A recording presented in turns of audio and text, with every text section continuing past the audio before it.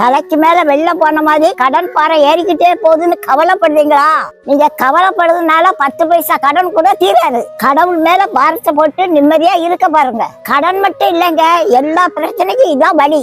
உங்களால என்னால ஒண்ணும் முடியாதுங்க. ஆனால் தேவனால கூடாத காரியம் ஒண்ணும் இல்லைங்க. அவர் நிச்சயமா உங்களை சமாதானமா நடத்துவாருங்க. வருமானத்துக்கு வழியே இல்லைன்னு சொல்றீங்களா? எப்பேற்பட்ட வறட்சி வந்தாலும் அவர் உங்களை திருப்தியா நடத்த முடியுங்க.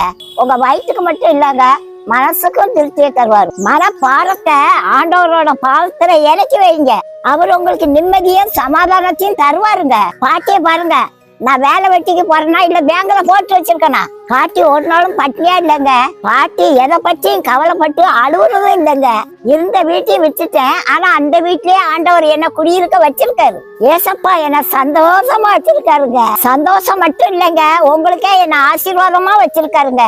இதை விட இந்த கிழவிக்கு என்னங்க வேணும்? ஏசப்பா எவ்வளவு நல்லவருங்கிறதுக்கு நானே சாட்சிங்க.